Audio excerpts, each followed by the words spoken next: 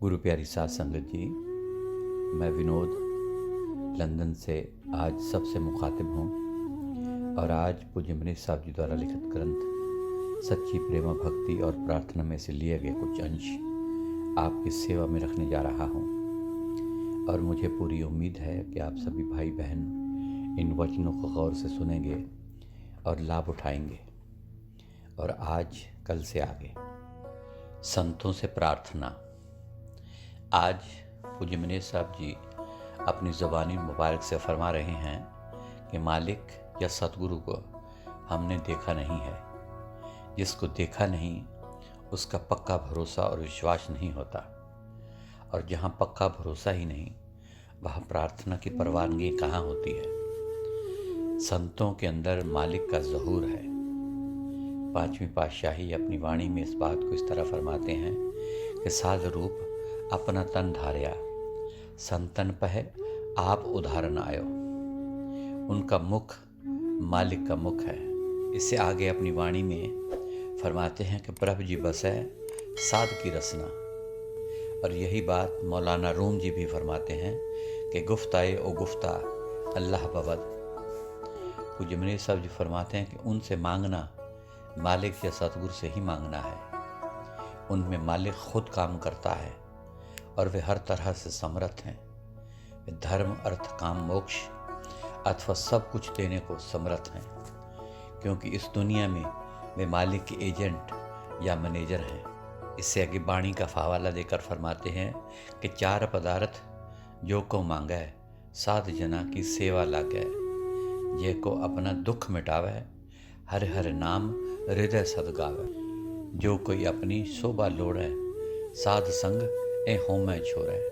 ये को जन्म मरण ते डरे साध जना की सरनी परे। सेंट जॉन की अंजील में हजरत मसीह साहब का फरमान आया है कि जो कुछ भी मेरे पिता से मेरे नाम पर मांगोगे वह तुम्हें देगा। यदि तुम पिता से कुछ मांगोगे तो वह तुम्हें मेरे नाम पर ही देगा। और फिर आगे साफ तौर पर फरमाया कि कोई भ्रम न रहे कि यदि तुम मुझसे मेरे नाम पर मांगोगे तो सब कुछ मैं करूँगा। संत मालिक से मंजूरी ले लेते हैं, कई बार हाँ करके देते भी नहीं। क्यों? अगर इसमें हमारी बेहतरी ना हो। प्रार्थना और पुरुषार्थ। पूज्य मनीष साहब जी आगे फरमाते हैं कि दुनिया के सामान हासिल करने के लिए हम दिल और जान से पुरुषार्थ करते रहते हैं और कभी हाथ पर हाथ रखकर नहीं बैठते।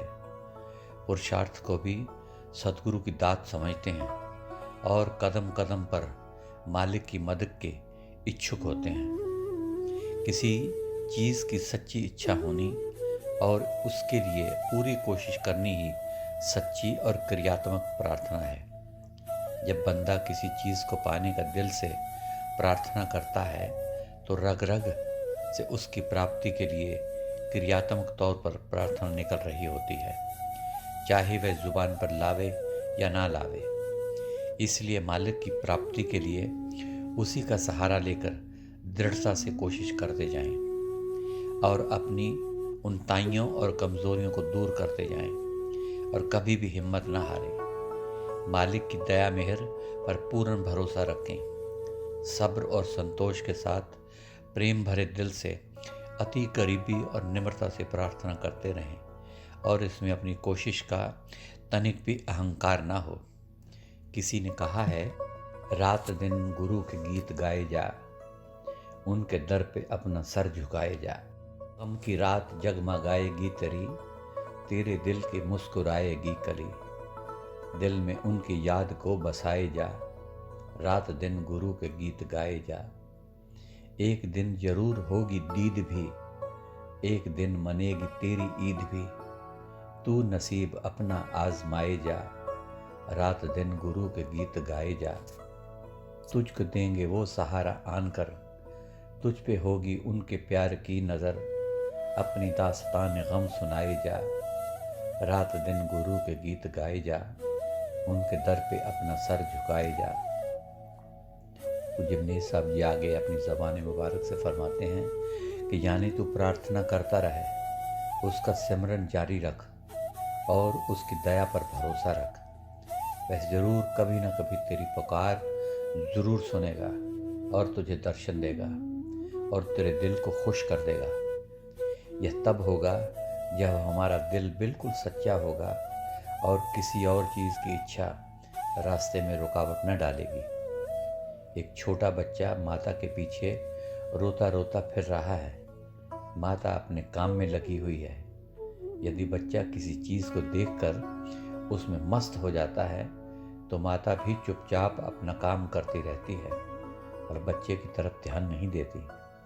हाँ, यदि बच्चा बिलखता बिलखता पीछे पीछे फिरता है तो वह अवश्य उसको उठा लेती है और छाती से भी लगा लेती है और उसकी खुशी का कारण भी बनती है। जो लोग जुबान से तो प्रार्थना करते रहते हैं परंतु करते कराते कुछ भी नहीं और हाथ पर हाथ रखकर मालिक की मदद के इच्छुक बने रहते हैं, वे मालिक की दात से फ़ायदा नहीं उठाते और कभी भी ज़िंदगी में सफल नहीं होते। जब पुरुषार्थ करते हुए कामयाब होने लगे तो अहंकार से बचने के लिए प्रार्थना करें।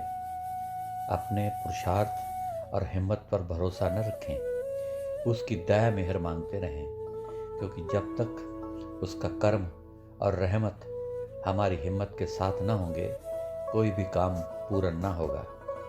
जब मुरादें पूरी हो जाएंगी तो शुक्राना करते हुए तथा मालिक का एहसान मानते हुए सब कुछ उसी को अर्पण कर दें। कदम कदम पर मालिक की मेहर और दया का याचक इंसान कभी धोखा नहीं खाता। मालिक का कर्म और रहमत उसका साथ देते रहते हैं और वह हर मुसीबत और मुश्किल के हल करने में कामयाब हो जाता है। इस तरह याचक अपनी श्रेष्ठ मंजिल पर पहुंच जाता है। प्रार्थना या अरदास के लिए समय। प्रार्थना या पुकार के लिए किसी भी ख़ास समय की ज़रूरत नहीं। इंसान को हर वक्त प्रार्थना करते रहना चाहिए। जिस समय तड़प उठे मालिक के आगे फरियाद करे वही सच्चा समय है। और प्रार्थना के लिए स्थान। प्रार्थना के लिए किसी धर्म स्थान या किसी खास जगह की ज़रूरत नहीं। इसलिए कोई ऐसी एकांत जगह की ज़रूरत है जहाँ मालिक की याद बन जाए और ख्याल उसकी तरफ लग जाए। घर बार, जंगल, बियाबान, जहाँ भी तुम हो मालिक की याद में झुक जाओ, वही पवित्र जगह है। इससे आगे पूज्य मनीष साहब जी अपनी ज़बान मुबारक से फरमाते हैं कि ये सारी सृष्टि उसी मालिक की है, हर जगह उसका निवास है। इसलिए किसी ख़ास जगह की ज़रूरत नहीं, केवल उस सच्ची ताकत का अपने अंदर होने का यकीन हो। कुरान मजीद में आया है कि पूरब और पश्चिम में सब खुदा के ही हैं। जिधर तुम मुँह करो उधर ही खुदा है। वह खुदा सर्वव्यापक है और सर्वज्ञाता है। इसीलिए ही ये सारा जगत ही उसका मंदिर है। तीसरी पातशाही श्री गुरु अमरदास जी बाणी में फरमाते हैं कि हर मंदिर यह जगत है गुर बिन कोर अंधार। यह जग सच्चे की कोठड़ी, सच्चे का विचवास।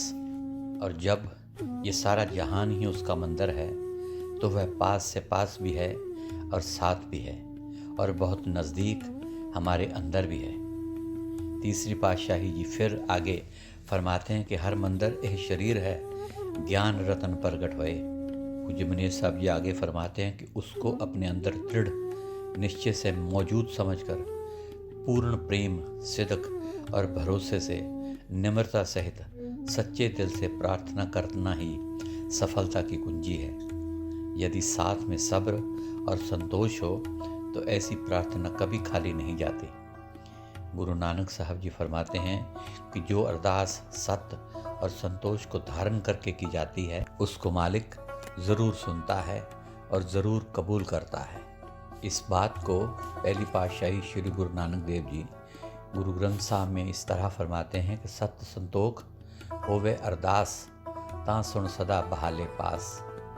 फिर फरमाते हैं कि जब इंसान अपने अंदर उसकी तरफ मुँह करके प्रार्थना द्वारा उसमें लीन हो जाता है तो आत्मिक बल जाग उठता है और इसके अंदर कुल ताकतें और बरकतों के ख़जाने के ताले खुलने शुरू हो जाते हैं।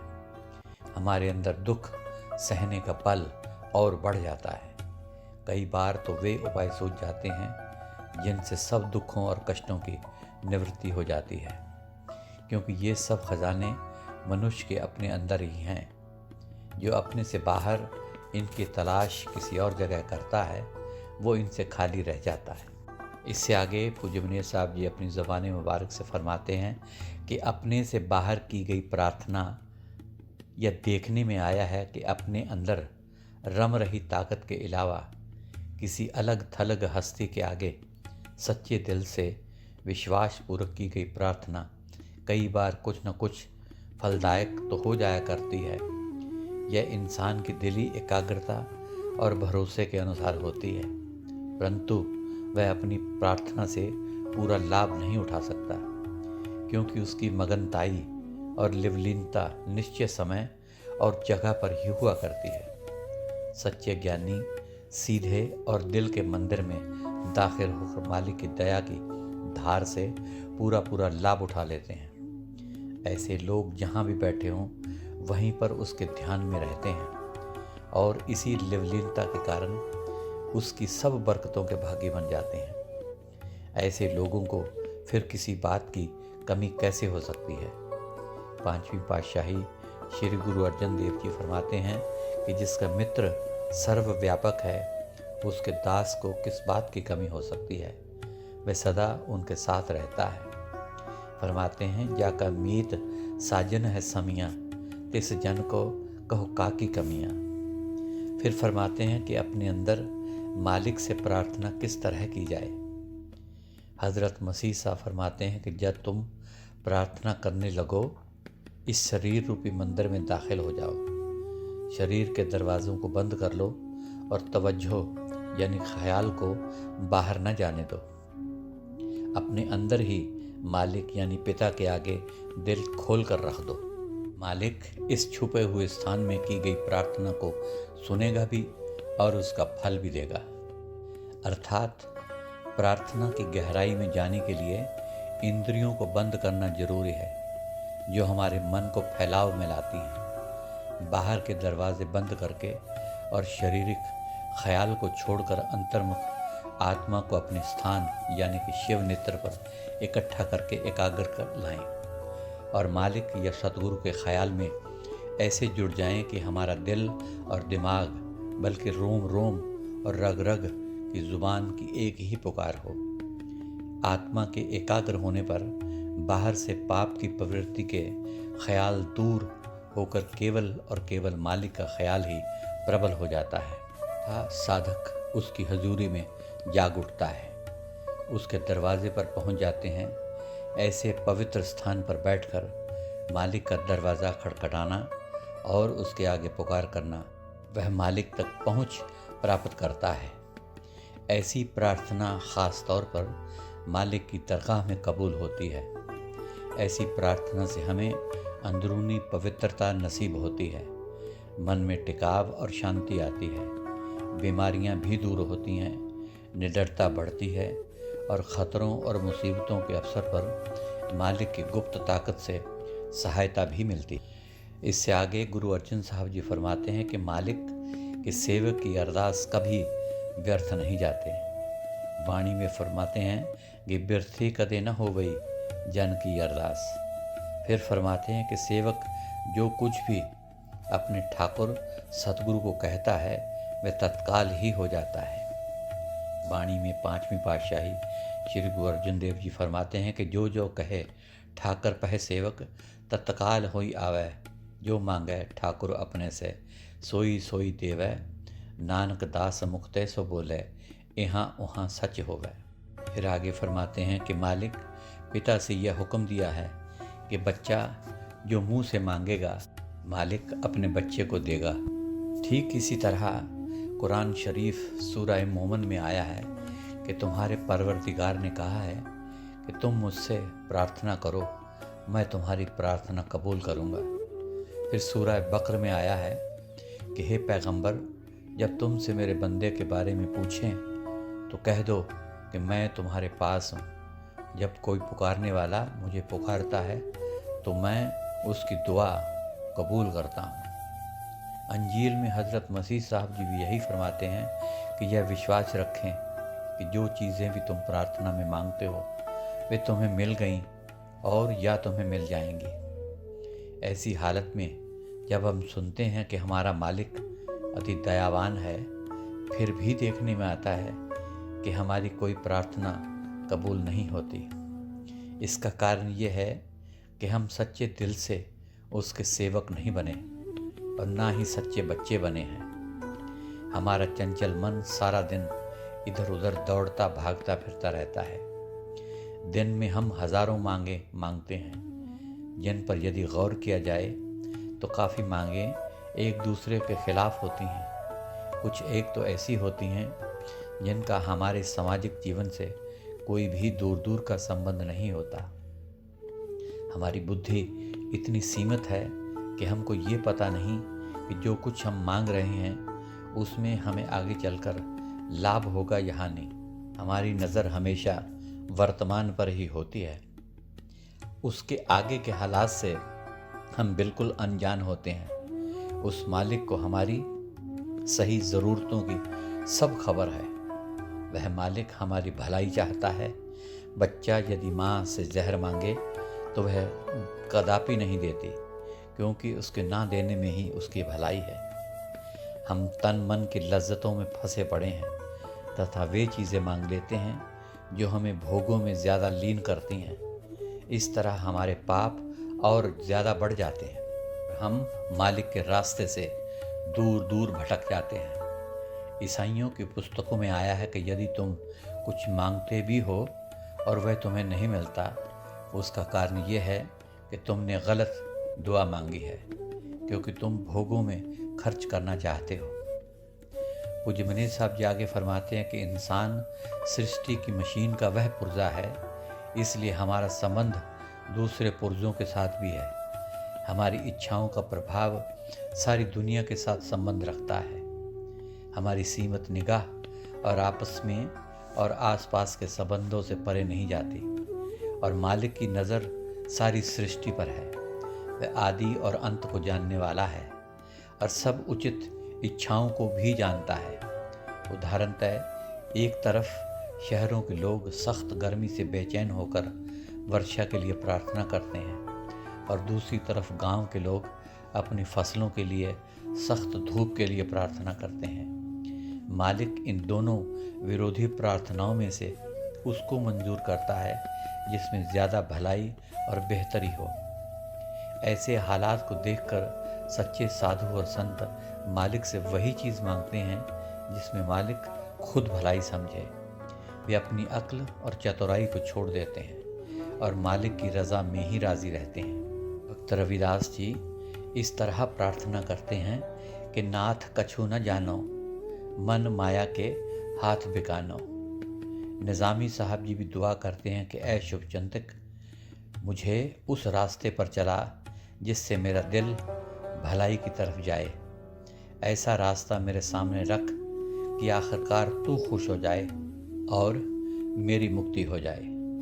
यही गुरु अर्जुन साहब जी अपने मन को समझाते हुए प्रार्थना का ढंग सिखाते हैं कि ऐ मन, तू अति निम्रता और दीनता से निमाणा होकर बिल्कुल गरीब बनकर मालिक के आगे प्रार्थना कर कि मैं अति नीच हूँ, अपने भले बुरे की मुझे कुछ भी पहचान नहीं।